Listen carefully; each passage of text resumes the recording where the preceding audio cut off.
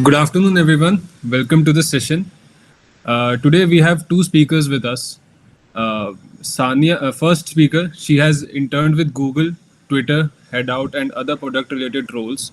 She has made projects in game development on the Avengers and a web app with menu optimization and wastage prediction for hostel and campus utility.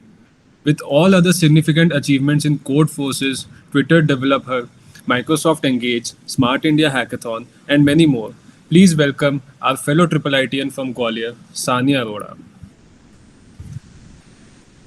Our second guest speaker, this guy during his college time developed a students forum mobile app, a secured result publishing system, a Pokemon card battle game based on blockchain and NFT, and a full stack boilerplate generator. He has internship experiences with Zubi Infotech and Stripe in software related roles. He has secured first position in Hack with CW, an international level hackathon among 100 teams from 20 plus countries. First position at FlipLearn national level EdTech hackathon among 300 plus participants, and many more achievements to count on. Please welcome another friend from IIIT Gwalior, Guna Shekhar. Welcome, Sanya and Guna. We are very pleased to have you here with us today. And personally, I'm really excited for this session. Hoping the same from you guys as well. Over to you. Hello, Jasraj. Hello, everyone. Thank you so much for having us here. And as you said, yeah, obviously we are really, really excited. I'll just present my screen quickly to get started without wasting much of time. Please let me know if it's visible properly. Yes. Yeah, is it fine? Yes, it's good. Cool. So let's, without wasting time, let's just get on to what we're here to discuss today. So today we'll be just dropping, a few hints, a few advices here and there that we got from our seniors, our batchmates, or from our experiences of applying to opportunities off campus that, we really wanted to share with all of the batchmates, juniors here, and hope it helps. So first of all, when we think about approaching or applying to any company, the first thing that we should be ready with is obviously our resume and our cover letters. So, right. So, resume. First, let's talk about the resume, and let's just not talk in theory. Let's see some real examples. Here we have resume of me and Guna. So, first of all, as you can see at the top, we have our name and some basic introduction. So, you want to tell in brief, like which year you are from, which college, or if there's anything. So if you have a portfolio website, you just add a good brief about yourself at the top. And you always be sure to provide some of your contact information, which includes your mobile number, your email address, and, GitHub, or if you're a front-end designer, maybe your Dribble or any sort of such links, which basically gives a good idea, in short, a summary of who you are. Then, according to me, the two most important sections in a resume are the experience and the project section. So, firstly, let's start with experience section. Experience section is one which talks about all of the internships which you might have done in the course of your 4 years or 5 years of college. And you might have noticed over here that this is in a reverse chronological order. So, the internship that you did the most recently comes up at top, and then it goes down according to date. For every experience, obviously, the things which need to be there are the company and what role you intern there as. Now, it's preferable to add, or, a general idea, a general perception to add the duration for which you were there, and then you add the location. For the past 2 years, location did not matter much because of the whole COVID situation. But in a pre-COVID era, if you did a remote internship or if you did an in-office internship, did matter because working in office obviously has much more impact than working from your home or your hostel rooms.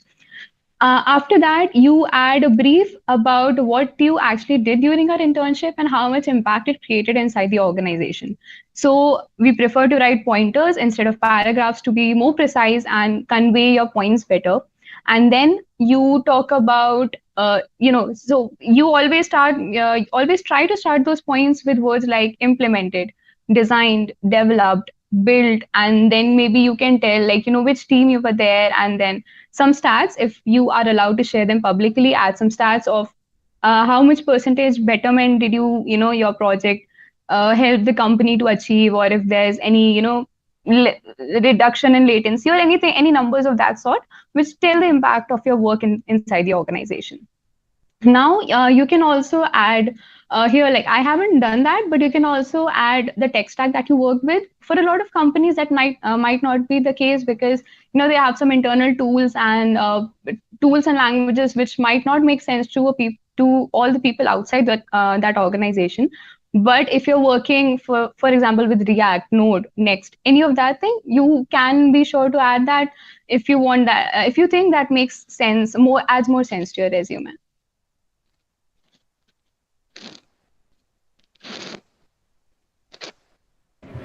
Okay, so Sanya, are you covering something else in the experience section, or should I take? No. Yeah, please go forward with projects.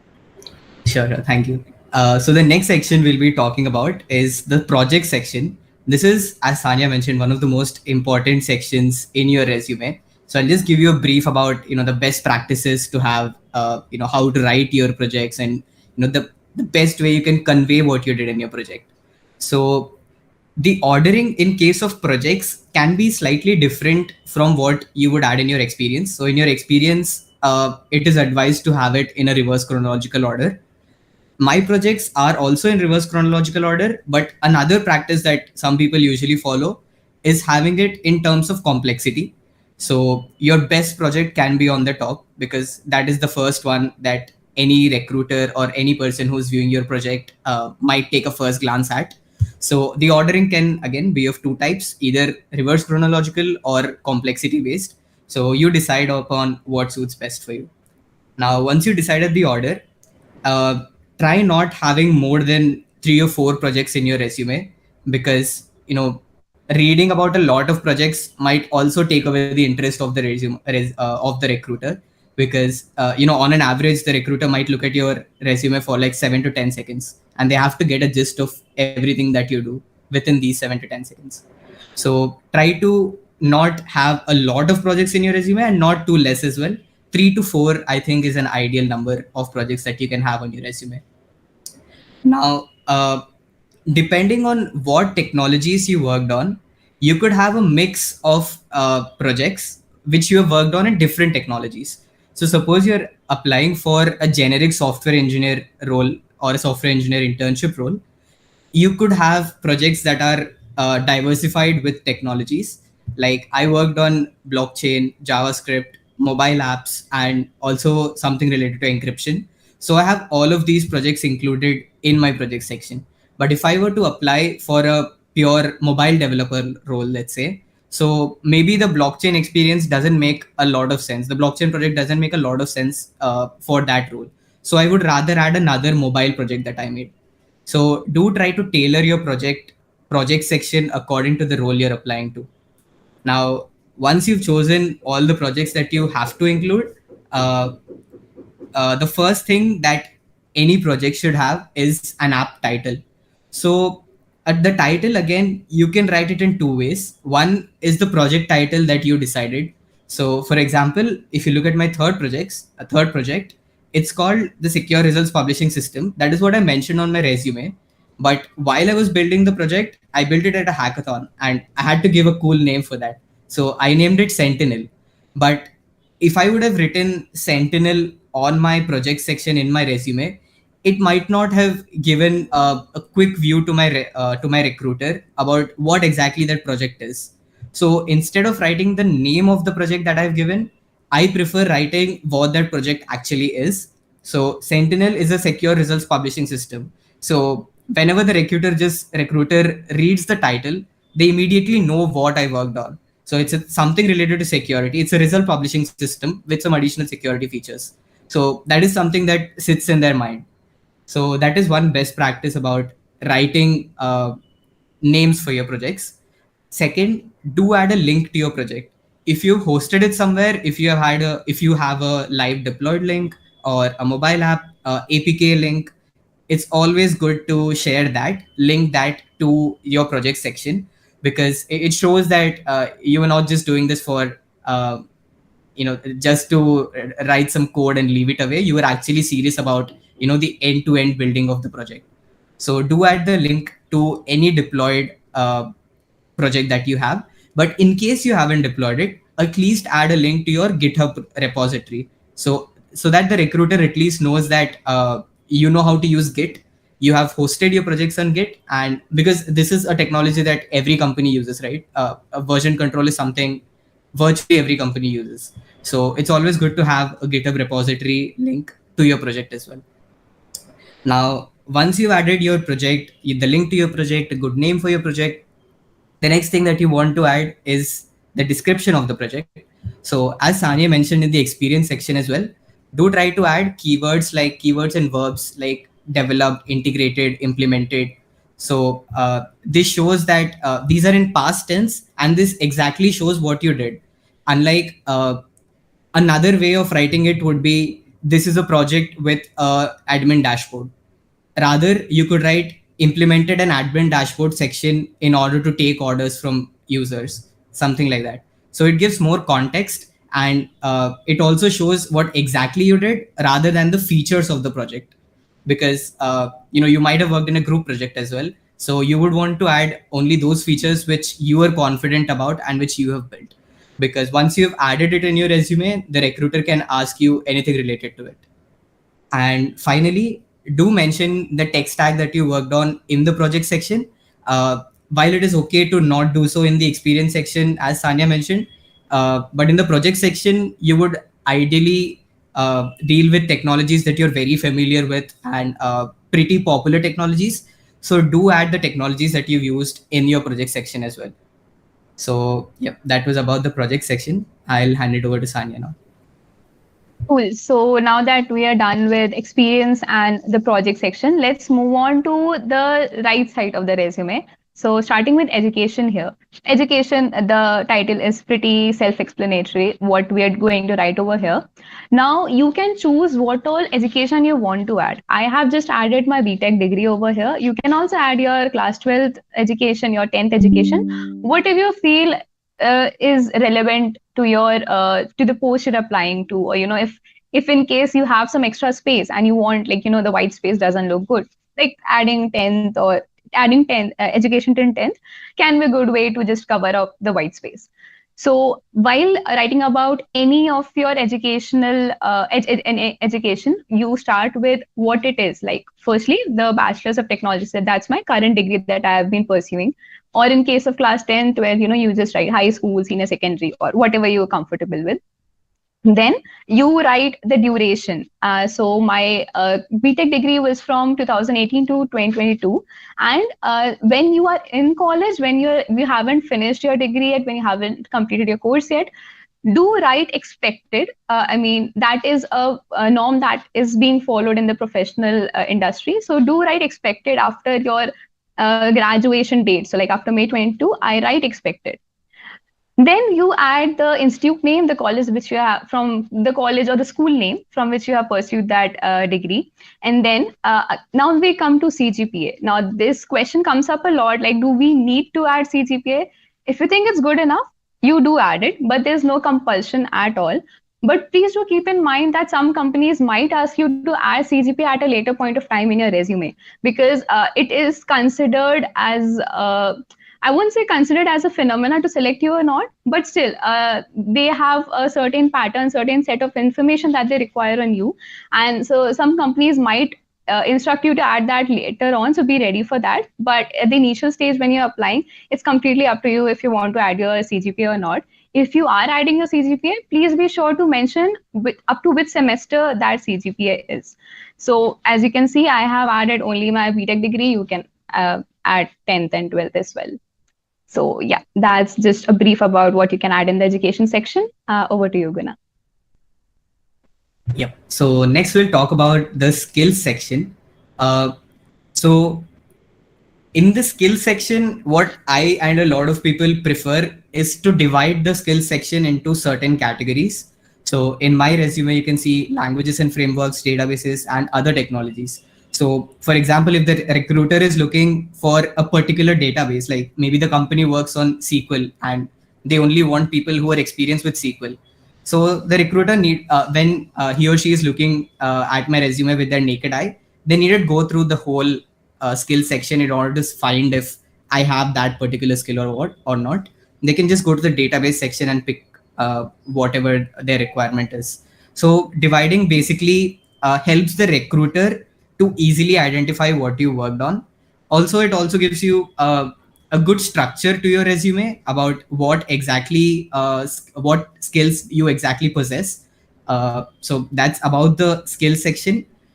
While adding the skills into your resume, do try to add it according to your experience with that language, framework, or technology.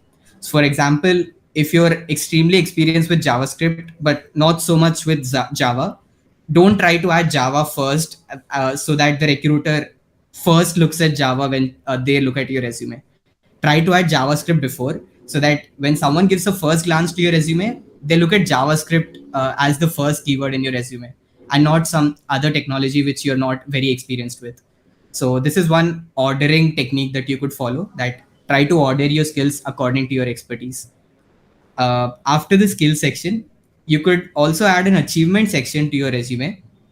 uh, while this is not very necessary if you're in your first or second year, because you might be just starting off with exploring technologies, taking part in hackathons. But if you're in your third or fourth year, do try to add any kinds of achievements you've had throughout your technology journey, right? It needn't just be in college. So if you've participated in some Olympiad or any kind of national level contest, you can add that as well. Because when you're applying for engineering roles, skill in science and mathematics is always a plus.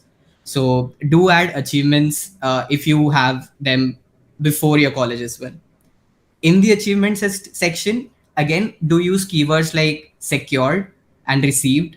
uh, for example, if you won a hackathon, you could write secured first position at X hackathon, and do write metrics. So you might have won a hackathon, but out of how many participants? If there are only 10 participants and you stood third, that does not create as much as an impact uh, as if there were 100 participants and then you stood first, right? So it's always good to have numbers in your achievement section about how many total teams there were, how many total participants there were, and what position you stood at with comparison, compared to the others. Even in coding contests. So take for example Google Kickstart. So if there were 10,000 people participating in that contest, having a rank of 1,002 is really good, right? So, but if you just write secured rank 1,000 in Google's Kickstart, that might not seem good, because 1,000 is a huge number. But unless you mention how many people were actually taking part in that contest, the recruiter might not get a good idea about how huge your achievement is. So do try to add numbers as well in your achievement section. And some other things you could include in your achievement section are the views on your articles or videos. So let's say you run a YouTube channel where you teach DSA to students, and it received, let's say, 10,000 or 50,000 views. So that's a good thing, that you're involved in teaching technology concepts to others. So you could add that in your achievement section as well. Along with achievements, there is one section that I have not mentioned, but it's called the publication section. So you might have done some research under some professor and published a research paper. So you can include that as well under the publication section.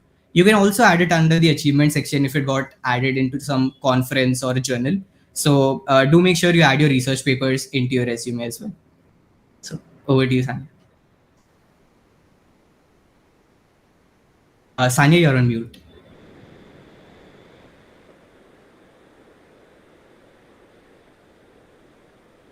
Yeah. So now that we are done with most of the part of our resume, the one small section that's remaining is the positions held or the positions of responsibility. This section basically helps a recruiter to understand that, you're not a nerd who just goes on the late path of doing internships, making projects.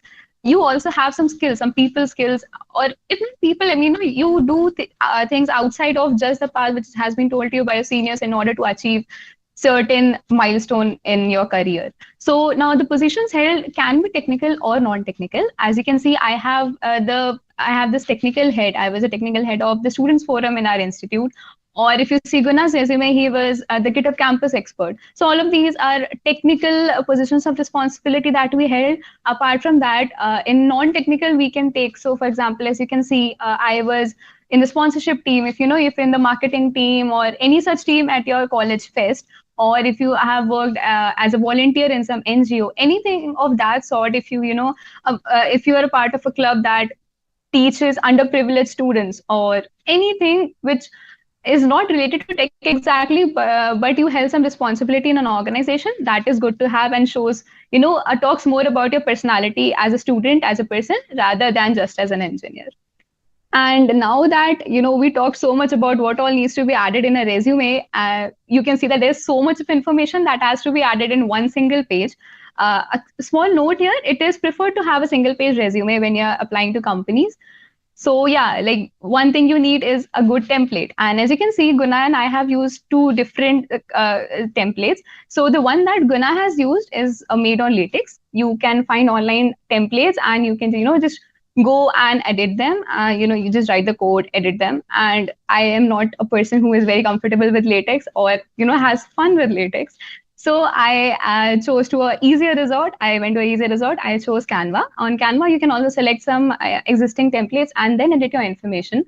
But please be sure not to use a template which is too tacky, too colorful, too many graphics, because all you need to do is focus on the information that you want the HR to look at once. If you have too many colors, the focus goes on the colors and not on the information about you that you're providing. So preferably one color scheme, no photos, so please be sure to keep in mind all of these points. Have a simple resume that just focus on your strengths. So now that we are done with resume, let's quickly move to the next section, that is the cover letter. And obviously we'll be talking again with a live example. So over to you, Guna, to talk about your cover letter. Yep, great. So cover letter is one of those things that not a lot of companies ask for, but it is a good to have. Some companies ask for it. So I'll just quickly go over the best practices to write a cover letter, or a standard format, so to say. So one advice about writing a cover letter is keep it as short as possible.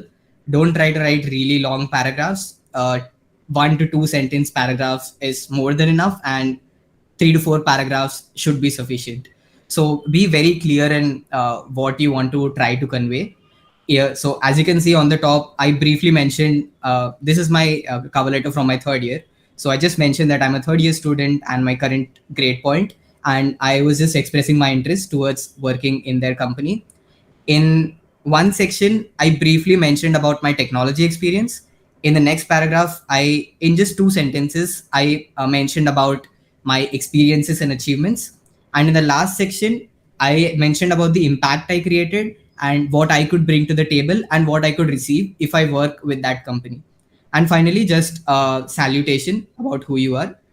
And that should be it. Like, you don't have to add really long paragraphs about explaining each and every project that you made or each and every experience that you have.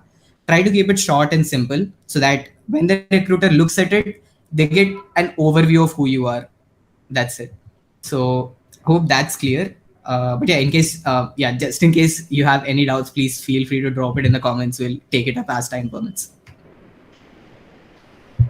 Cool.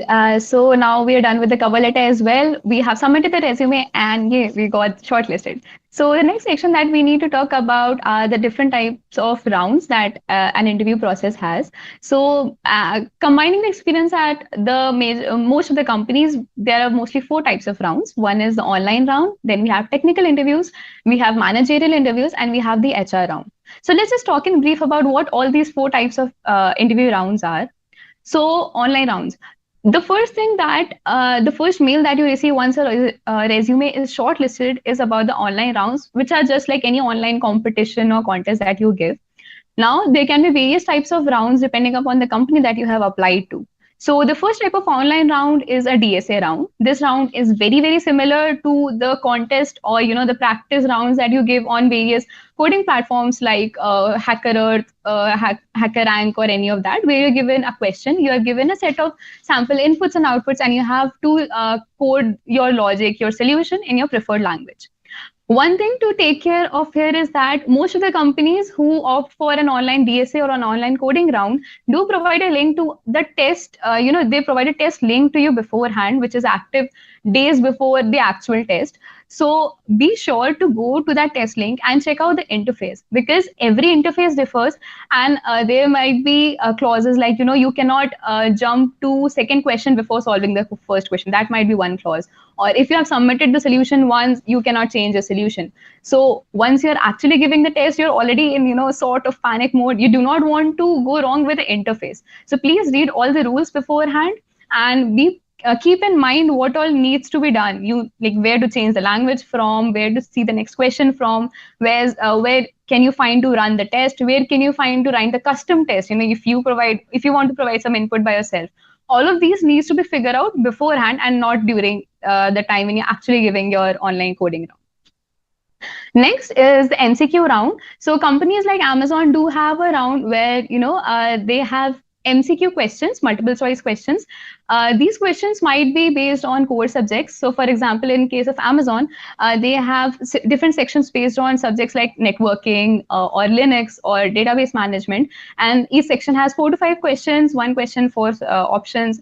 These may be single correct or multiple correct answer questions depending upon the company, and all of the information about what's going to be there is always provided before, and what sections will be there. And if this information is not provided, you can always go to Google and search for experiences, interview experience or online round experience of different companies. So be sure to do that so you know what's coming for you. Now, in case of companies like Goldman Sachs, the MCQ round might also consist of mathematical questions, statistical questions. So that all depends on the needs of the company, like, what they want you to be proficient in. Next is a behavioral online round. This is not something that happens very frequently, but Amazon does have a round where they have a set of questions, behavioral questions, and you're supposed to answer them. And that is also part of their initial assessment. And some companies might not have an online round at all. They might give you some assignment. So they might give you a short problem statement, a short project to make with a span of, maybe 2 days, 4 days, a week, for you to code the solution, code the project. That is just like a short sort of extended hackathon. You have to code the project and you have to submit it to the company. They assess it based on your code quality, your solution, if it's actually even working or not. Like the project they ask you to implement, are they even working or not? And this project might also perform as a basis of questions in the further rounds that are to come. They might ask you questions like how you did this specific part of the project, how did you implement this feature, why this specific approach for this feature, do you think there's a more optimal approach for this feature? So while you're making an assignment, please don't do it in a hurry. Please be sure of what you are doing. Even if you're taking help, please be sure to understand whatever you are doing, so that if you are asked questions on that, you do not go blank. You should have an in-depth idea of whatever you did in that assignment. So yes, that's more or less about the online rounds. Moving towards the technical interviews. Guna? So technical interviews. So while we mention technical interviews, we are talking about one-to-one, face-to-face interviews. In the pre-COVID era, this used to be live. So you would ideally go to an office and interview with an engineer or a manager from either your team or someone from the company. But over the last 2 years, we've only given online technical interviews. So be prepared for both of them because things have started to open up now. In case of DSA interviews, this is similar, more or less similar to the online coding round of the DSA part that you might get. So the questions might be based on core data structures and algorithms like array strings, maps, and the algorithms like sorting or searching. So you can go through some standard questions in order to prepare for these interviews. And some companies like Stripe also add a design component to the DSA questions. So they might ask you to design a real life system while implementing the data structures and algorithms for it. For example, implement a mini Uber. So let's say you have requests for cabs coming in and you have a set of cab drivers. How would you optimally allocate them? Maybe you're given the location of cab drivers or something like that. So do be prepared for any kinds of data structures and algorithms questions while giving your technical interviews. So that was about the DSA based technical interviews. Sanya will speak about the core subjects and skill based interviews.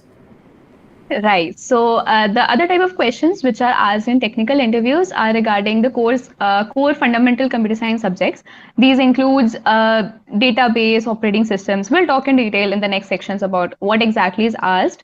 But the type of questions here do not include very in-depth question about any of the subject that you might have studied. First of all, if you haven't studied a subject in your curriculum, so for example, say you were in your second year, DBMS, database management, is a subject that comes in your third year or maybe in the fourth semester and you haven't studied it yet. And if you're asked a question, please feel free to tell the interviewer that, I haven't studied the subject yet. If you have, the questions won't be the questions won't require to be a subject expert. They'll mostly be around the basics of that subject. What are the basic concepts? How do they work? Sometimes you are also asked questions, some high order thinking skills questions. Again, those questions also won't require you to be an expert. So, for example, in my case, in Amazon, I was asked a question regarding IPv4, IPv6. I was asked the basic definitions. Then I was asked a question which was a hypothetical question, but was just based on the basic concepts of why IPv6 and how do we shift the current users who are using IPv4 to IPv6. I do not recall the exact question, I'm sorry, but I would have surely shared that. But again, you just need to know the basics and you will always be able to answer that question. In case you are not, please don't hesitate to take hints. Hints are never a negative point. If they're giving you a small hint and you're able to catch it very quickly, the answer just clicks. That is also a very good sign and more or less equivalent to you giving the answer yourself. Until unless you have asked 70 or 80% of the answer through hints itself, it's good to take hints. That helps you calm down. The interviewer also knows that you are in a panic and they will help you out, and they're always very polite when giving you hints. So please be sure to listen to everything that the interviewer says. They might not explicitly give out hints. They'll just, frame it as a simple sentence or a question. So clearly listen to what the interviewer is saying, be calm, and then, think about the basics that you have learned and then go forward. And the third type of technical interviews are skill-based interviews. So these mostly refer to your resume, what kind of experiences and projects you have added in your resume. Those are the questions which are asked in these type of interviews. So for example, in my case, I have mostly backend related stuff and web development related stuff in my resume. So I have been asked questions on, how do you think a request goes? What happens on an API call? Or a simple question regarding a backend architecture, or maybe just talking in depth about one project or one experience from my resume and just asking, why did you do this, why did you do that, why not this approach. So just talking in depth about all of the skills that you have already mentioned somewhere. They won't ask you, like if you say you're a backend engineer, you're applying for a backend role, they won't ask you a front end question about React or Node. This is supposed to be based on the skills that you say you have. So that should be good to go. Yeah. So next we have managerial interviews. I just want to add one thing in the DSA part. So while you're coding your solution, before you code your solution, do make sure you clarify the question completely before you move on to the coding part. Discuss your approach with your interviewer. So sometimes the interviewers purposefully do not give out the entire information that you require for your question. So in case you feel like you need more information or you need information about the edge cases or any kind of errors that you might face while coding the question, do confirm it with your interviewer. That is definitely not a negative sign. They want you to understand the problem from a 360-degree perspective. So do make sure you understand the question. Do ask for edge cases or any kind of information that you think you require. Discuss your approach and then get on to coding. Also, if you know the best approach of how to solve the problem, do try to discuss at least the other approaches as well. Like you might mention that maybe recursion is a way to solve this problem, but it might not be the most optimal one. So we use dynamic programming rather than directly saying, oh, I can make a table and just store the information and use dynamic programming for this problem. So it shows that you have first principles thinking. You think from the problem itself. You think about the problem and how to solve it, and then gradually optimize it to make it the best solution possible. So these are a couple of things that you could keep in mind while giving DSA interviews. Now, moving on to managerial interviews. Again, some companies have managerial interviews where either your team's manager or some senior manager might take your interview. And this interview is mainly to understand about who you are as an engineer, right? So, about your past experiences, your learnings, and what you did in your previous internships, what you tried to achieve by building certain projects, and all of that. So, a few questions that I was asked in my rounds were, uh, what was the impact I created in my previous internship? So I mentioned that I built the system architecture and coded APIs and front end for the company I was working for. But what was the impact? How many users did I serve? And if there was an existing system, how much did I improve the existing system? All of those metrics. And a few other questions that I was asked were, what was my proudest technical achievement while in my previous company?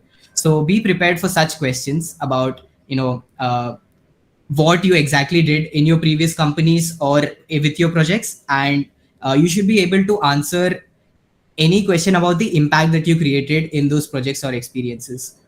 Also, it's always a good thing to show that you're a team player in these kinds of interviews. So while I was asked to explain about one main project that I worked on during my previous internship. So I chose a project where I was at the center of the project and I was interacting with several teams. So I worked on the back end, but I was interacting with the front end team, with the content team, with the courses team, with the business team about how to launch the product, what exact features we need with the product team, and so on and so forth. So do make sure to speak about some projects or experiences which also shows that you're a good team player, because companies don't really want people who sit in front of a computer and code all day, right? They need engineers, not just coders. So do make sure that you show to them that you're a good person as well, that you can work in teams along with whatever coding and development that you're doing. So that was about managerial interviews. Next, we'll move on to HR interviews. So while managerial interviews were about assessing you about who you are as an engineer, HR interviews are about assessing you on who you are as a person, right? So mainly they ask you behavioral questions. They try to find a culture fit, whether you as a person will be a good cultural fit to the company, right? So basically, they might ask you questions like, oh, maybe someone, your neighbor or your colleague is stuck in a solution, but you're totally occupied with your work and they come to you for help. So what would you do in that situation? How would you approach situations? So HR interviews are usually around behavioral situations. So do make sure you check out some standard questions that are asked in such questions on the internet and be prepared with some answers. Don't try to overly fake your answers. Don't try to show that you're an extremely good person with no negativities at all. They understand that no person is completely perfect. They're not looking for a perfect person for them to join a company. They're looking for someone who has a good sense of how people work and who knows their flaws and who are ready to improve on it. So yeah, do make sure that you answer the questions honestly as well. So that was about the HR interviews. Right. So now that we're done with all the rounds that there are in an interview process, let's see how we can prepare for them. So, firstly, let's talk about DSA interviews. So, I mean, I guess most of you will be knowing about the platforms which are mentioned over here: LeetCode, Geek for Geeks, HackerEarth. These are good for last minute practice. You know, if there's like a few months left and you start practicing DSA, these platforms are good to go. How you can approach it is that, like, this is one approach that I really liked to follow when I was preparing for my interviews. If you're starting from very scratch, you can pick up a topic. For example, you pick up stats or cues, you read about it, and then you go to solve questions. You start solving questions starting from the very easy questions that are available on any of these platforms, and then you start doing the questions. If you're stuck, you look at the editorial, then you come back, you code the solution. For like while looking at editorials, a few points over there: do not look at the editorial whole at once anytime. Like, just if you go, you read the whole solution, you come back and you code it, that is of no use to you. Start with first line. Do you get any hint from that? Are you able, are you able to think of the solution now? Okay, if you're not, move to the second line. It's completely okay to read it till the end, but not all at once in the first go. Now this also helps you think, when you're getting hints from an interviewer during an actual interview, that is how you'll get your hints in, the hints will build up one upon another, so that will also help you think in that way. And once you're done with a question but you took help from editorial, uh, please make it a practice to maybe revisit that question after a week or so that you actually know that when you coded the question, when you read the editorial, did you actually get the concept, or you just took it from there, put it into code, and just submitted it, because that is of no use. You should actually get that concept in your head, so that if a similar concept but a different question comes in front of you, you should be able to solve it. So that is one thing that you can do. And similarly, you can keep going on forward with different topics and then practicing questions on that topic. Once you think you're done with all the basic topics, you can go for random question selection. And then if you come across a concept that you don't think you have studied, you read about it, you solve a few questions on it, come back onto your original question, solve that original question, and then go back to your random style. So the topic wise thing that I suggested is very nicely moduled in a program on Hacker Earth, which is named as Code Monk. It has articles on various different topics and then questions following it. Now you do not need to go on every topic that is there on Hacker Earth. Please have a good sense of shortlisting what topics you want to select and what you don't. You can take help from your seniors or your batchmates in this case, but do not waste time on every single algorithm which is there, because not a lot of them are always going to help you in questions which are frequently asked.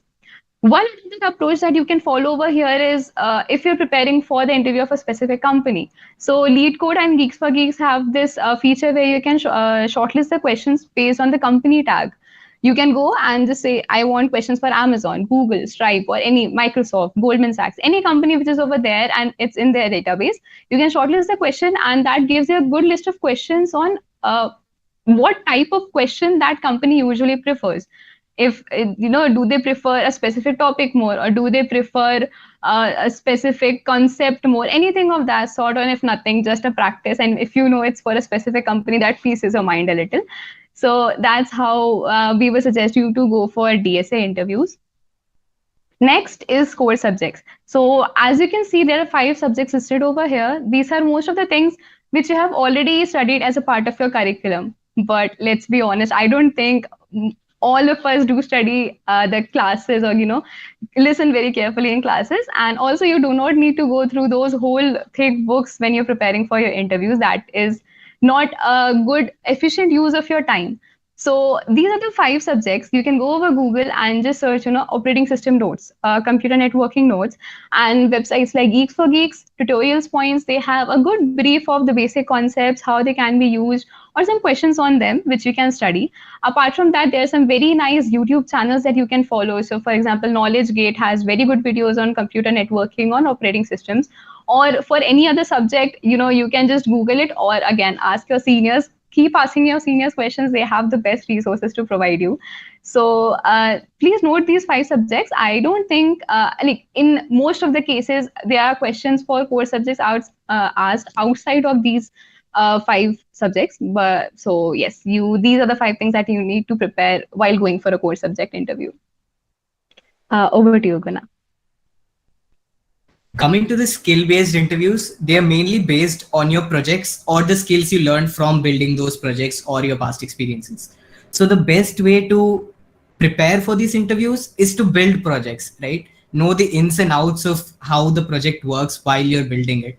So if you implemented a feature, understand why you're implementing that feature. Is there a better way to implement that feature? Why did you choose that particular technology to implement that feature?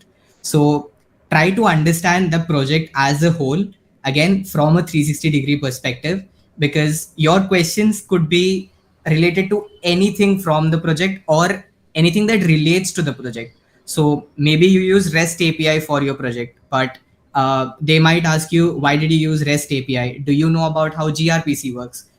If you mentioned Go as your programming language. So maybe something like that. So do try to be clear about why you're making the project, why you chose a particular approach, and everything that you learned while building the project. apart from projects and the technology that you learned with it, that you get experience with while you're building the project, one subject that Sanya also mentioned in the previous slide is system design.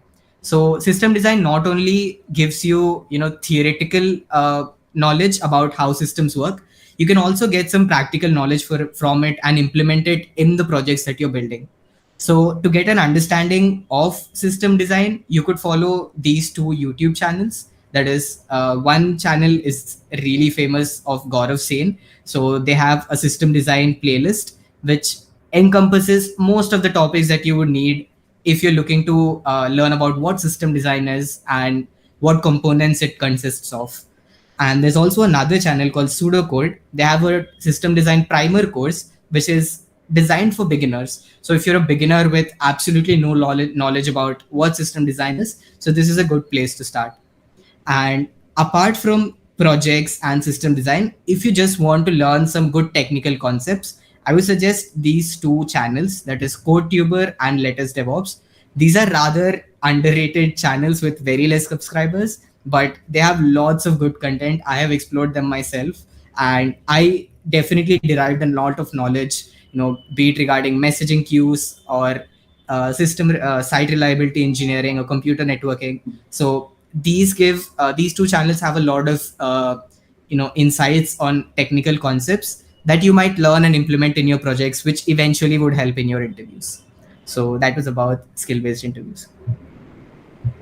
So now that we are done with the different rounds and how to prepare for them, now let's look at what are the different opportunities that we can apply for and when to apply for them.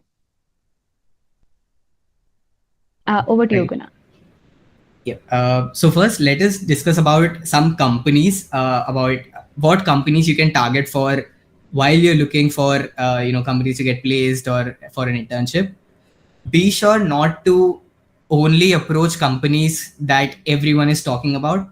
Now, there are a few companies like Microsoft, Google, or Amazon that everyone is talking about and everyone wants to get into. That is absolutely all right. Those companies are amazing. It's worth it to put in the effort to get into those companies, but do realize that they have a limited quota as well. They can't take in everyone. So but the world needs a lot of engineers. There are tons of companies out there who are looking for engineers, who are those companies are as good as the companies that everyone might know about. So do try to approach other companies as well, apart from what people usually talk about. For example, there are some companies right now which are coming into the limelight, right? Like Stripe, Bloomberg, Google has been doing a lot of hiring, Shopee, ByteDance. These are some companies that not a lot of people apply to, but they are really good and almost equivalent in terms of be it compensation or culture or technical backgrounds and the tech stack that they use, or the technical competence that their engineers have. It's equivalent to the ones at very huge companies that everyone knows about. So one advice I would give here is try to apply to every company that you know of and don't be restricted, except if you have a very particular field in mind. So for example, I was very interested in fintech, so I used to apply for a lot of finance companies which work in the fintech sector, like Stripe, PayPal, and then Indian companies like Slice or Razorpay and all of these companies. So apart from the MNCs, do also check out off-campus interviews, off-campus opportunities from Indian companies which are growing right now. They too have a lot of technical competence to offer to you, and compensation is almost similar as well. So do try for those companies as well. Now, coming to the dates, usually most of these big companies start their hiring in July, August. So try to be prepared by July or August so that you can apply and be completely prepared for all of these companies that come for the first phase of hiring. There are companies that also come in your second semester, that is the event semester, in from January to March, but uh, they might not have as much headcount as they do in the first phase. Like for example, Goldman Sachs does come again in the second semester as well, but then it's always better to get selected earlier, because if their headcount finishes, then they might not come for another round. So do try to make sure that you're prepared for the first phase itself and start applying right from the get go. So that was about dates. So we can move on to certain programs. So these are a set of programs that you can apply to. So these are not direct internships for the company. Some of them are, but most of these programs take in students, student developers, try to train them or make them build something, and they then select the best performers from those programs for a directly for an internship or a full time opportunity. So, for example, Microsoft Engage. Sanya was part of this program. There were a couple of people from my college who were part of this program as well. So, in this program, they basically select you, they assign you a mentor, and they will help you with building a project, right? So, it's sort of an extended hackathon. So, you learn a lot of concepts while building the project, and then you present the project. And based on your performance, you then get selected as a full time employee or for an internship at Microsoft. Next is the MLH Fellowship. So MLH Fellowship has partnered with certain companies like Facebook, which directly hire engineers from the fellowship. So if you get selected for the MLH Fellowship and you perform well, they have hiring drives where companies like Facebook hire directly from the fellowship. So do try to apply to programs like these as well. Next is the GitHub externships. So this is similar as well. So this is like working with GitHub. So you can check out their website. Just type GitHub externship on Google and you'll get a lot of information about it. While you're working with this, you'll also be paid a pretty good amount, and you'll also get a lot of experience with working with engineers from GitHub or another company they tied up with. So do take part in such programs as well. The final one that I want to talk about is Google Step. So Google Step is an internship program designed specifically for first and second year students. So if you're in first or second year, do check out the Google Step program and try to apply for it. This happens worldwide, so you can apply for any location around the world and in India as well. So they take in first and second year students, and you would get assigned a project, a real Google project itself. They won't make you build a project of your own or something like that. You will be working with Google engineers alongside other step interns. So and also the interview process for Google Step is not as difficult as the Google internship or the Google full-time interviews. So it's a really good opportunity for you to get into the Google ecosystem, because if you get selected for the Google Step program, there's a very high probability that you will be retained for the next year for a full-time internship. And again, if you perform well for the internship, there is again a very high probability that you will be retained as a full-time employee. So do try to take part in these programs. So if you can get into these companies early, then they will try their best from their end as well that they retain you, and you will have a lot of a sense of security as well, that you also have a great job. You already have a great job with such a company.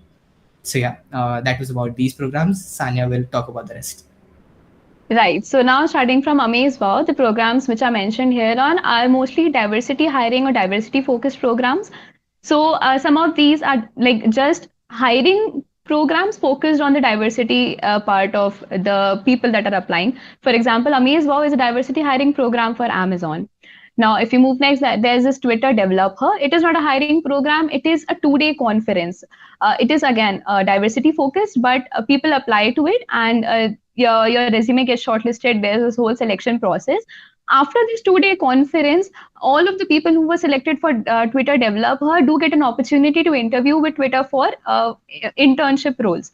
So that is how you can get, if you're not able to directly get shortlisted for the internships, maybe you can get via this way. Similarly, there are programs like Build at Mercari, LinkedIn Coaching, which are all very similar. They either are a conference or a program where they give you a short project to work in with mentors, as Guna suggested for for Microsoft Engage. Like these are all sort of extended hackathons.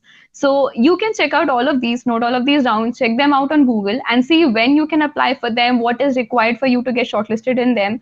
There are multiple articles present all over the internet from people who have been selected in all these different programs. You can get an idea from their experience, what they did, what was asked of them in their interviews, and how the process proceeds when you are done with all of these programs. Is there an interview round, or do they assess you only on the basis of your project that you did? Whatever there is, you can find it all on Google.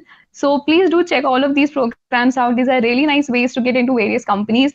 Get your try at an interview at various companies, because that is one difficult part. Like, getting shortlisted out of the and not even thousands, I don't know, lakhs of people that apply to the various opportunities. So these are some good ways. So please do look at them. And now moving to some generic advices that we would like to give. We receive them either from our seniors or through our experience, as we mentioned earlier. So yeah, Gun, over to you. Yep. So firstly, I'll talk about how to use LinkedIn for the better to get opportunities related to placements or internships. There are some people like Arsh Goyal or Kushal Vijay who do share a lot of opportunities on LinkedIn. So these are a few people on LinkedIn who collect opportunities from various sources and place it and post it on their LinkedIn wall, right? So you could follow them to stay updated about all the opportunities that are going on around the world. And there are also some pages like Mentro, which share opportunities, again, similarly, opportunities about placements or internships. So you would just have to follow their page and they will post an opportunity and you can quickly apply to them, right? Apart from these influencers or pages, do try to follow the recruitment pages or recruitment groups of companies. For example, there is a university recruiting group for Microsoft. So if you join that group, you will get updates on when Microsoft starts hiring and what they're looking for, where can you apply, when can you apply, and all of those details.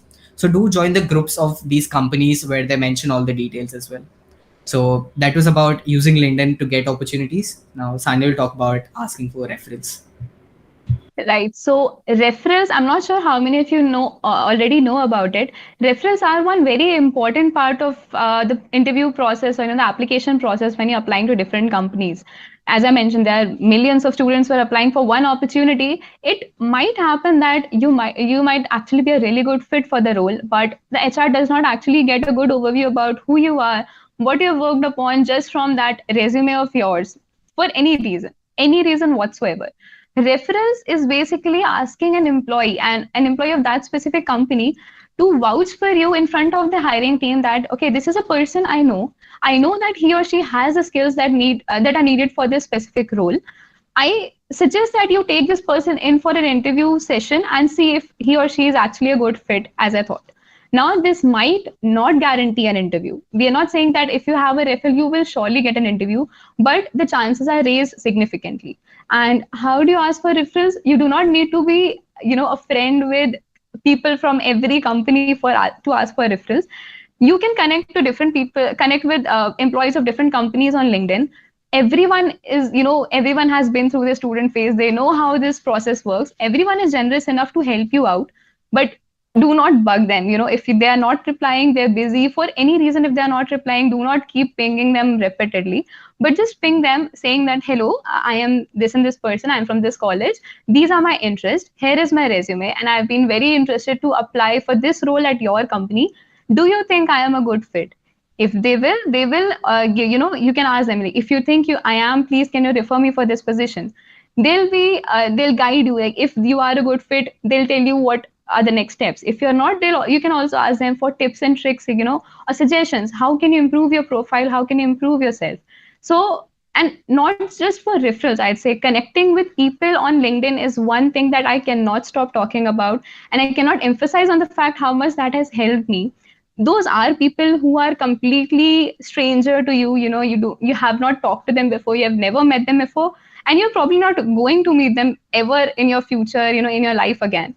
But out of tens or 20 people that you connect to or you message, the few one or two that might reply and are ready to help you, they can be of very huge help. So I have this personal experience where just a LinkedIn connection is like, we are now very good friends, and we talk about, like, if they need any help from me, if there's anything that I can provide, I am always there. If I need any help, just how to prepare for interviews or inside a company, if we are in the same company and I ask for stuff, we are always there to help each other. And that connection just formed over LinkedIn. And you can form many nice professional connection over LinkedIn. Just do not bug people, be very polite, but please keep asking, anyone who you see, anyone who you admire over LinkedIn, please do ask them how they got that opportunity, if there's a specific experience that they have or specific certification that they have, you can ask them how to go for it, what are the next steps, what do you think should I do in this case. People won't mind answering the questions of a stranger. So please go over LinkedIn, find the people in your field and do connect to them. And next thing that we would like to talk about is working in groups. So please don't think that, you're in your college, you're competing with your friends or just the students in your batch.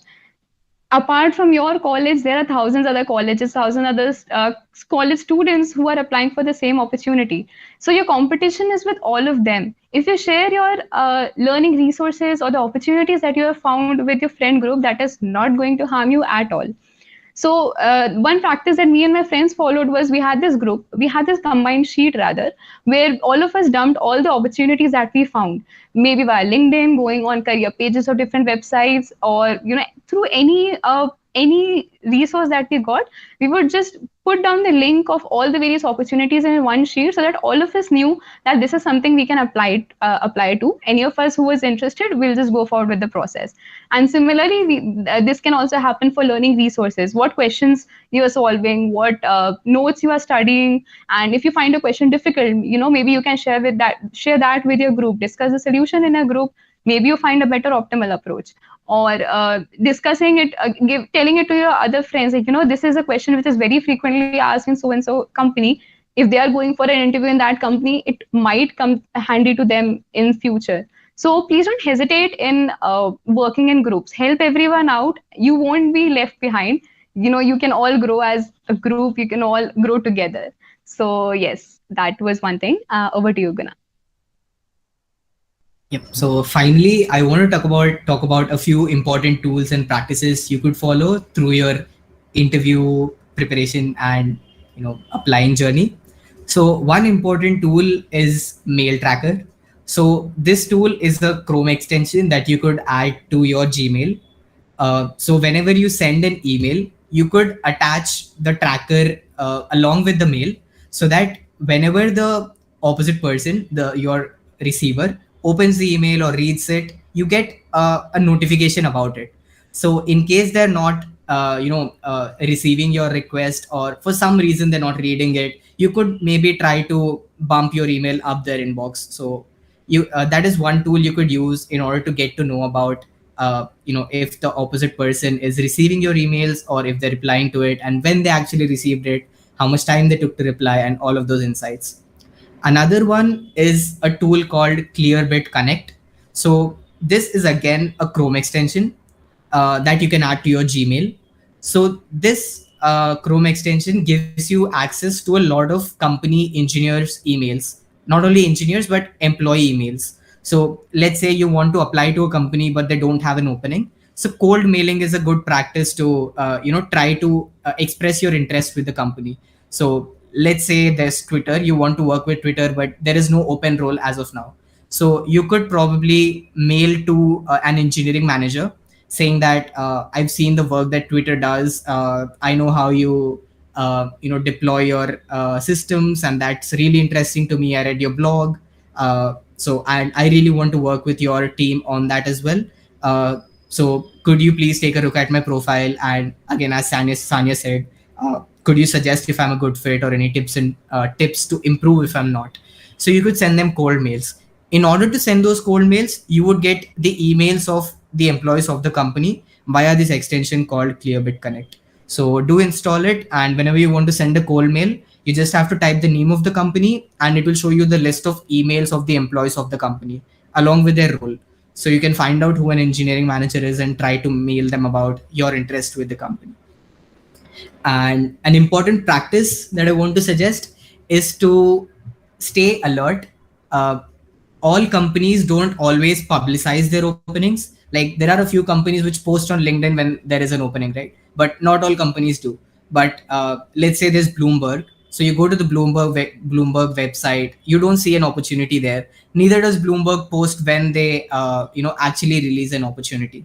So most of the companies, I've not seen this happen in India a lot, but a lot of abroad and offshore opportunities and companies usually have a section where you can subscribe to their opportunities newsletter.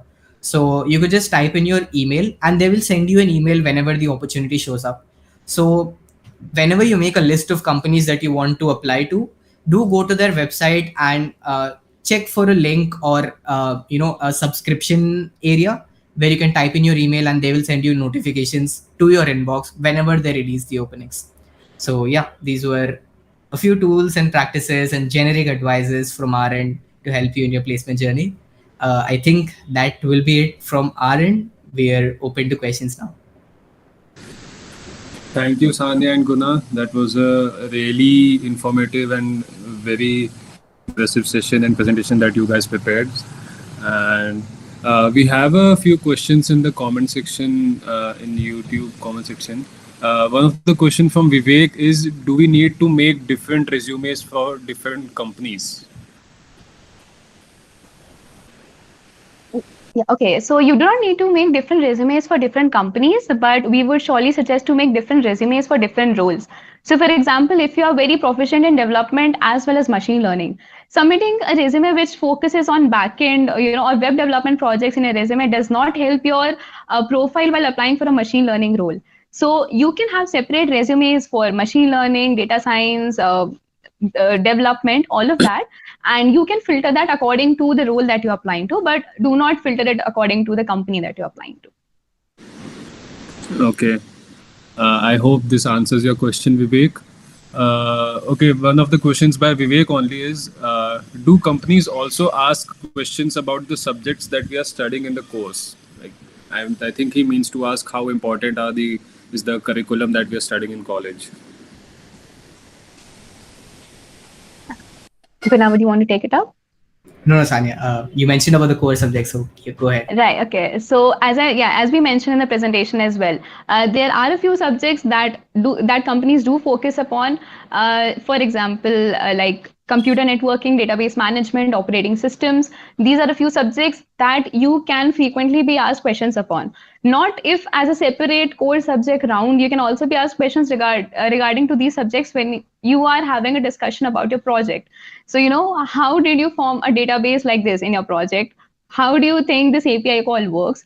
These are not explicitly core subject questions, but these questions do have the utility of the things that you studied in the basics. So not all of the subjects which are there in our curriculum are always asked in interviews, but they do help you in making your project or thinking like an engineer, thinking like a good engineer. So that's how you approach it, in my opinion. Okay, Vivek, I hope this answers your another question too. Okay, there are a few stale questions if you'd like to have a look at them. One of the questions that Swati Arora has asked is, which company should we opt for? A startup that offers good salary with lots to learn, or a well-established company that offers good salary as well, but a lot less to learn? That is totally a personal choice, I would say. So think about your goals as a person, what you want to achieve.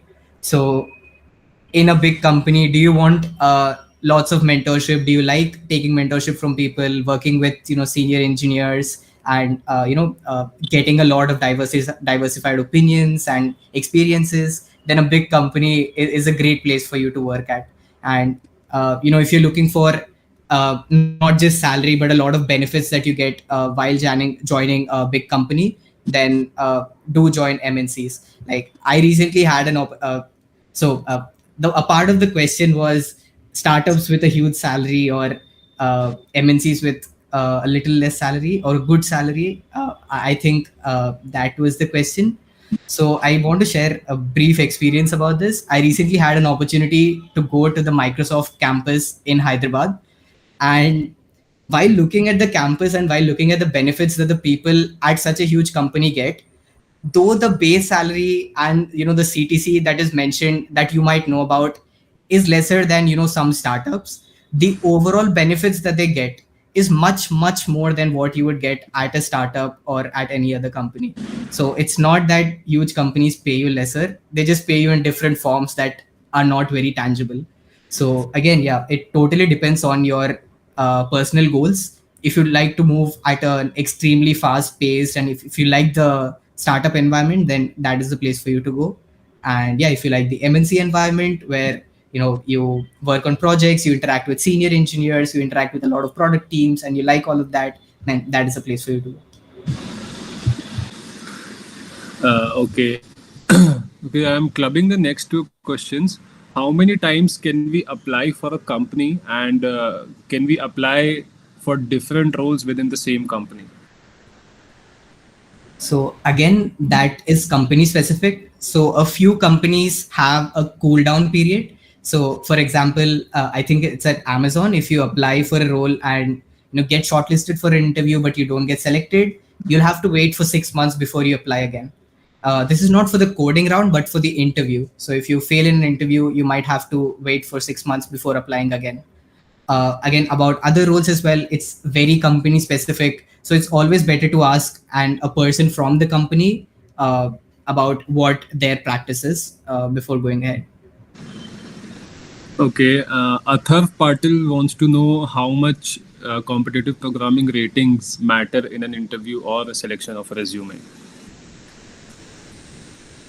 Okay, so regarding competitive programming, ratings, just mentioning the rating on your resume is not sufficient. Okay, if you do mention that you are, very high rated coder on Codeforces or CodeChef, please be ready to expect questions of that standard. If you are writing that you are an expert or you are a candidate master, they won't ask you easy questions. Then don't, later you should not be saying that I was asked a very difficult question. You yourself said that you are that much efficient. But again, mentioning the ranks is always a good point.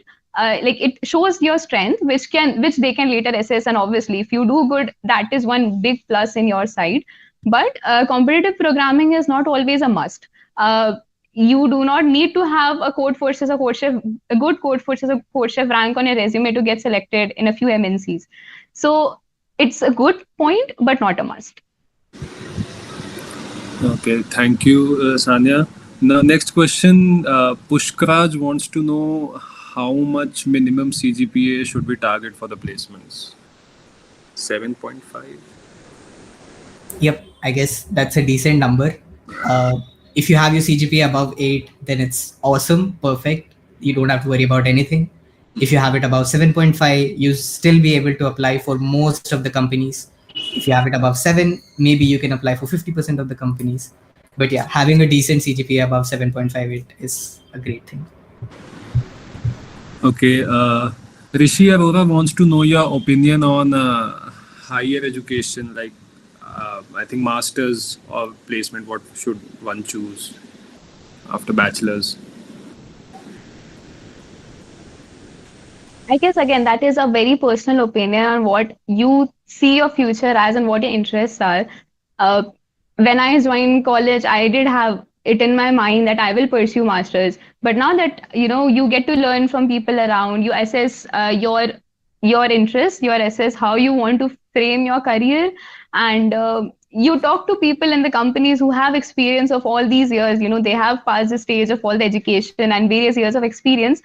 Then you get to a point where you decide, do you actually want to go for higher education or not? If you are very much interested in research side, please do pursue higher studies as soon as possible, not wasting a lot of your years, because that does matter later in your experience, when you're again joining a company. But for me, I am not very sure if I am still interested in in the research side, or if there's a specific field, like in a specific topic in this field of computer science that I really want to learn more about, learn very much in depth about. So I changed my mind from going from higher studies, and like now I'm going for a job. So that is a very personal choice, I'd say. Guna, do you have a say on this? My journey was more or less similar. I had a lot of plans for pursuing higher studies when I joined the college as well. But after taking a look at the industry, after taking a look at the perks I would be able to achieve if I pursue software engineering now versus if I pursue software engineering after I do some research and higher studies, for my goals at least, pursuing software engineering now seems better. So again, assess your situation and take a decision based on your personal goals. Okay, thank you. Siddhant Gupta wants to know what are the opportunities for boys to get an internship in second year. So the Google Step internship is not a female specific or a diversity specific program. So I in fact was shortlisted for Google Step in my second year. So this is totally available for all genders and diversities. So that is one thing you can go for. Microsoft Engage too is also a gender neutral or a diversity neutral program, I would say. MLH fellowship, GitHub externships, JP Morgan Code for Good. All of these are programs for second year students that you can try to get into. Okay. While we wait for more questions to come in, I have a personal question. Um, can you talk about your interview rejections or screening rejections before you finally got a final offer or final internship from a company? Yep, sure. Um, so starting with the first few companies that I applied to, that is, I think Google, Amazon, uh, I faced rejections right in the either in the coding round or my resume didn't get shortlisted. So that is, I would say, nothing to worry about because, as I said, there are tons of companies in the world and all of them are in need of engineers. So while I did face rejections in the beginning, it was not very late before I got the opportunity for Stripe. So just keep preparing, and you will eventually land up in the position that you were always destined to be, I guess. Yeah, I mean, a similar situation for me. Before I got the opportunities that I had, I applied for a few companies, like where my resume didn't even get shortlisted. For companies like Goldman Sachs, I applied. I went to the online round, which like online MCQ round, and there was a lot of mathematics, and I was not obviously not able to perform up to the mark. I was not shortlisted and some various other companies from which I was rejected. But one thing I'd like to mention here is if you're rejected, that does not always mean that you're not good enough. There's a high chance that a very nice resume also does not get shortlisted because of, you know, it did not go through the HR the way it was supposed to, or any reason. We are not aware of that. But it does not always mean that. It might happen that if you apply again some other time with the exact same resume, it might get shortlisted. So do not be disheartened in any of this, and just keep applying, keep practicing, keep preparing. Yeah. Following up to what Sania said, I want to ask the two of you, how much do you think the luck factor plays a role while applying and while getting selected or rejected in any companies? I mean, I would say luck is a huge, huge, huge part. I have this personal story. So I applied for Google Step internship when I was my second year, and initially applied for, I guess, an offshore location. I was rejected after the interviews. Second time, again applied for Step internship, but for the India location. My interviews went well, but my recruiter told me that they do not have enough headcount for them to take me in. So I was not rejected on the basis of my performance. I was rejected on the basis of headcount. So again, that was a luck factor. Neither they nor could I do anything in that. But that led to me to an opportunity which was Google Software Product Sprint, and it was a continuation from my Step performance only, which again led to me for interview opportunities for the SWE internship that I got. So luck does play a very big factor, not just in this example, but in the various other examples. You might not know what question you get asked. It sometimes be something, you are getting DP in your interview question, you're not that good at DP. Or for example, trees, you get a question that you're not very comfortable with. Or sometimes you might get the topic that you are the most comfortable with. So that, that's your day to shine. So luck does play a very big factor, despite of any, like how much you prepare. Yep, totally second to what Sania said. Even in my case, like I did apply to companies like Google, Goldman Sachs, but these are very core, coding questions, which were very similar to the competitive programming level questions. But that was not my forte. I did a lot of development. I knew how systems worked, and how systems were designed, and how to code systems. And those were the kind of questions that were asked to me in Stripe. So all of those years did turn out to be a good factor for me while interviewing at Stripe. So you could term it as luck, but yeah, there is a huge luck factor involved. But I think the luck factor reduces with the amount of preparation you have. So the more prepared you are, the lesser luck you would need. So yeah, while luck does play a huge role, I think the factor reduces as you are more prepared. Okay, Vivek has a question. I don't know what it means, but I still read it out. Do SDEs need to go in government jobs, or they should stick to a software job for their whole life? Personal opinion, man. If you want to work for the I don't know government, why you they can keep go asking ahead. these like personal opinion based questions. Okay, Santu Thali wants to know what are the minimum skills we must learn to get an internship in first or second year of college? So depends on the kind of companies you're targeting. So if you're kind of going for the Google Step Intern or the Microsoft Engage program, uh, or any of the huge companies which don't take specific skill based candidates, so they usually ask questions related to data structures and algorithms. So if you're proficient in them, you can apply to these companies and get selected in them. But apart from those big companies, there are also startups which hire engineers in their first and second year itself, who kind of look for skill based opportunities. But I think it shouldn't be this way that you want an internship so you would learn a certain skill. It should rather be the other way around. You learn the skill that you want to learn, that you want to pursue, and then you find opportunities in that particular area. For example, if you're interested in mobile development, then learn about mobile development, and opportunities to mobile development will open up to you. So I think that is the approach that you could take. Okay. Kanishk has a question, but you guys covered it in the presentation, but I'll still read it. Do the past internship projects as an undergrad in college matter for applying for a new job? And how effective are they for getting selected? Like, I think he's talking about lateral hiring after college or something like that. Like, how much the college projects are important after you when you are switching another for another job. I mean, while we can't give an exact answer for that because we are undergrads as well, Yeah. but I would assume that they do matter to a certain extent, because your experience section obviously cannot cover one full column.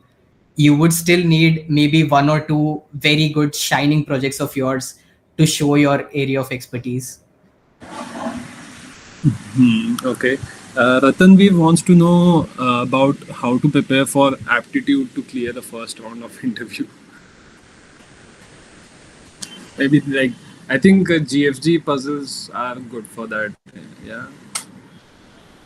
Right, yeah, GFG puzzles, and or you can also go and look for the past questions which have been asked for that specific company, because not a lot of companies are there which ask aptitude or mathematical reasoning based questions.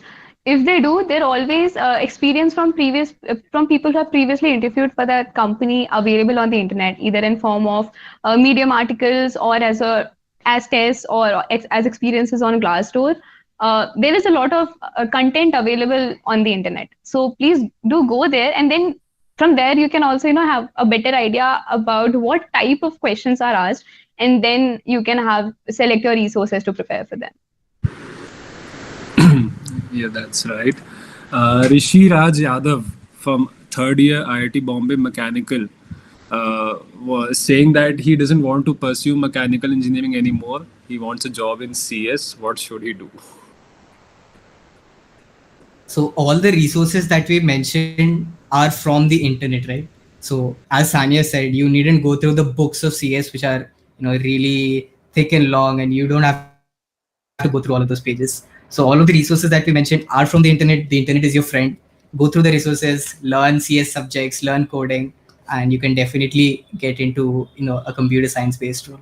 Sanya, would you like to add something? Yes, I mean, I do not think that having a mechanical course name on your resume will prevent the HRs from not shortlisting your resume. So, will prevent the HRs from shortlisting your resume. Sorry, they do not look at the education section as much as they look at the experience and the project section. And this might take you a little bit of extra effort from a existing curriculum to study all the CS core subjects and make the projects, prepare for them. But if you do, you are on an equal level as all the other people who have a computer science branch. And okay, there are a few first year students in the viewers as well. They want to know free good courses for DSA. Like, I have a follow up question on this, but first you have answer. Uh, I'm not sure about courses because that was not the approach that I really ever followed in terms of DSA. As I suggested, Hacker Earth has a very good program named CodeMonk, which accumulates all the different topics under data structures and algorithms and has articles and questions related to it. They're obviously very nice playlist. So I'm really sorry, I'm not aware of any because I do not usually resort to videos. I prefer reading content, but Guna, if you have, please add on. But yeah, you can find enough resources on the internet, and then solving questions is what helps you better in case of data structures and algorithm apart from reading. So solve more and more questions. That will help you more in the same amount of time as reading in that amount of time would have done. Yep, again, totally second to Sanya. I personally followed CodeMonk as well. So I totally vouch for the kind of content and the kind of questions they give. It's very well structured. It has all the concepts. They first teach you about the concept via articles, of course, and then they give you questions to solve on that topic. So CodeMonk is something that you can definitely explore. Okay. My question is, like, when you get into when you start going to college from your first semester, you like from the beginning you're not clear which computer science, if you're in computer science branch, which domain you want to go into, be it software, be it data science, be it cybersecurity or web development, anything. So did you guys were clear from the beginning, or do you have any journey from going from one domain to another and something like that? So absolutely no. So I did not have any idea about my domain of interest. So before coming to college, these words like, hacking, security were really, interesting, right? So that is what a lot of people want to pursue. That was the case with me. But I came in and learned that maybe this is not the best field for me to choose. So a good thing for us was our college has a students forum, the Abhigyan Abhikoshlam Students Forum, which is the techno managerial forum of our institute. They conduct introductory sessions on all of the major concepts. Like they have sessions on web development, on sessions like introduction to data science, introduction to blockchain. So in your first year, our forum helped us, explore all these fields. So if in case you have something like that, you could try that. Otherwise, do have a senior as your mentor or a couple of them who can guide you about how to pursue certain fields. Get an introduction to as many fields as you can, so that once you know what a certain field comprises of, you can make a decision about whether or not that is interesting to you, and then you take a decision about whether you want to dive deep into it or not. So that was my journey, Sanya. Right. I mean, adding to what Guna said, and very much similar to what Guna said, I would say I'm maybe still not even sure of the tech stack. I'd say maybe okay, I can say I am much more interested in the system architecture side of an existing of web systems or something of that sort. But starting from the very first year, web development was the first thing that I explored. I jumped to mobile development, I jumped to data science. So many of my friends, they just branched away. So when we were trying Android, they liked it. They started picking it up. When we were trying machine learning, they liked it. They started picking it up. I didn't like either of them. I jumped back to web development. Even in web development, I would say that throughout the course of my 4 years, I have been jumping stacks, starting from one, then Django, Node, front end, back end, kept jumping here and there. One thing I'd like to add here is please do not consider any of this as a waste of time, that you have wasted time exploring fields that you didn't really like, and you have lost a lot of time. You have left very less time to focus on what you actually like. Because as I said, when I was jumping stacks or when I was even jumping through fields, you obviously get to learn something or the other which you can use in the project that you are making. And during my interviews, it has come it has come very handy when I told them that I have been jumping stacks, because few of them told me that you do not really know what tech stack you will get at our company. So seeing that you are familiar with, you can easily adapt to new tech stack, or that you are easy in reading documentations to learn a new tech stack, that will obviously help you when you are at our company and doing the project over here. So everything that you do will always help you in the future in one way or the other. So just keep exploring. You, I still don't know what I want to do, so that's all good. Okay, so but like when we are switching domains throughout the semesters, um, how how profitable it is to mention all of those in a CV or while giving an interview? Like, does it come out as this guy doesn't stick to one particular thing, is jumping here and there, or is it just goes like, he's like more of a jack of all trades, master of none kind of thing? Like, how does it get taken by the interviewers or recruiters out there?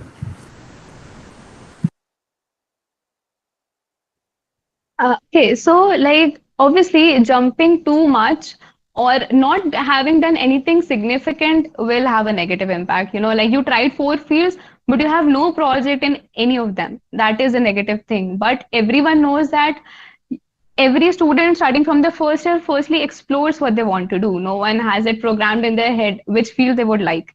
And even after that, that is very true that when you're jumping too many stacks or too many fields, you become, a jack of all trades, master of none kind of situation. But a lot of times companies are not looking for masters. They might be looking for people who are quick to learn and quick to adapt to their ecosystem. That is also one very strong point.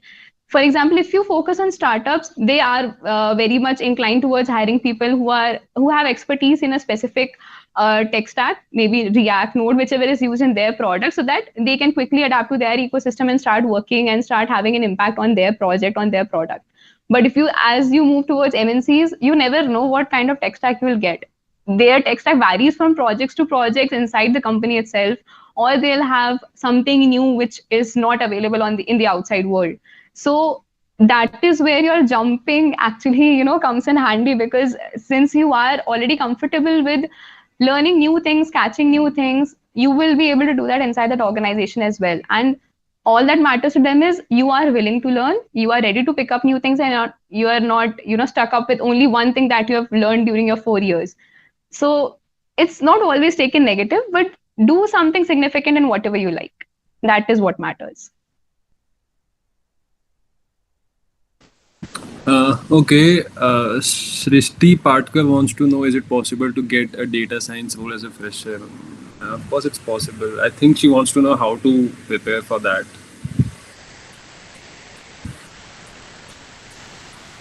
We're really sorry. I'm not sure if either of us would be a good person to comment on that, because we're not from the data science background. But again, reach out to seniors or people on LinkedIn for follow up on that, maybe. Okay, Rakesh Kumar wants to know, when we add projects on resume, should we add technology we used for that project? Rakesh, Guna answered that question during the presentation quite like beautifully. Like, if you are like Guna, please go ahead. Yeah. As I said earlier as well, you should definitely add your technology that you built for your project, because if you're applying to a startup or a company that is looking for a specific tech stack, then it's a great thing for them to know that you worked on the tech stack. If you're applying for a huge company, then they know that you have experience with a diverse set of tech stacks. So it's always good to add the technologies in your project section at least. I hope that answers your question. Vivek wants to know. Vivek has a attempt of JEE Advanced left. I think he's in first year, and in case he gets into an IIT, good IIT with a lower branch, will that make his journey easier to get into a good company?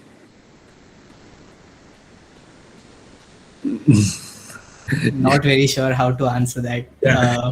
Your faces are telling the answers. I mean, your final aim should not be to get into a good company, right? It should be first to get good at what you know, get good at your skills. If you are good at it, you'll automatically get into a good company.